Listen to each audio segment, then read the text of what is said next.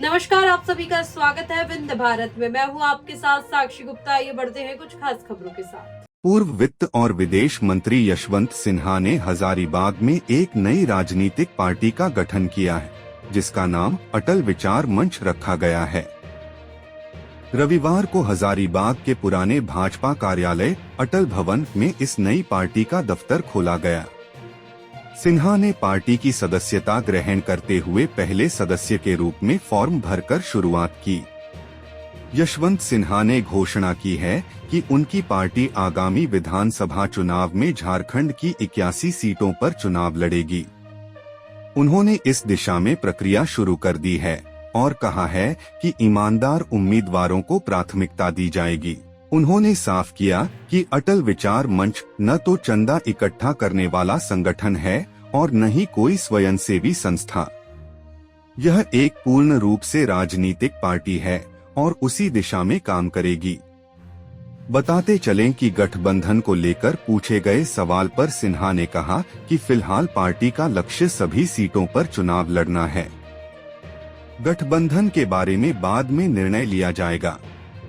Party के पहले कार्यक्रम में उनकी पत्नी नीलिमा सिन्हा समेत कई पुराने भाजपा कार्यकर्ता भी मौजूद थे। यशवंत सिन्हा ने कहा कि भाजपा अब अटल बिहारी वाजपेयी के सिद्धांतों से भटक चुकी है और यही कारण है कि उन्होंने एक नई पार्टी का गठन किया। उन्होंने दावा किया कि जनता अब भाजपा पर भरोसा नहीं करती, जिसका उदाहरण लोकसभा चुनाव में भाजपा का बहुमत से पीछे रहना है। उन्होंने कहा कि पार्टी अटल बिहारी वाजपेयी के विचारों और सिद्धांतों को पुनर्जीवित करने का प्रयास करेगी।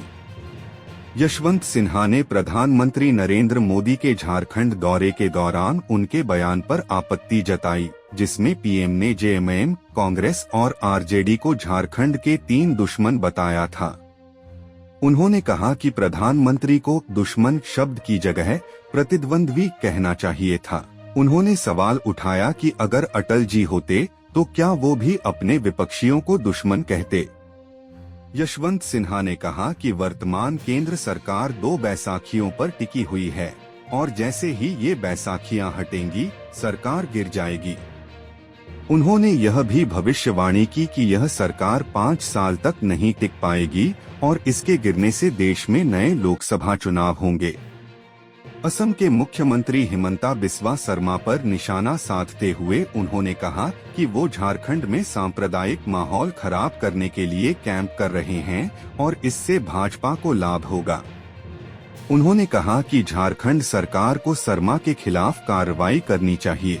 भाजपा का एजेंडा केवल हिंदू मुस्लिम के मुद्दे पर टिका है और यह देश के लोकतंत्र के लिए घातक हो सकता है। पूर्व वित्त मंत्री यशवंत सिन्हा ने कहा कि जैसे झारखंड का मौसम खराब है, वैसे ही राजनीतिक मौसम भी वर्तमान में ठीक नहीं है, लेकिन समय के साथ दोनों सुधर जाएंगे।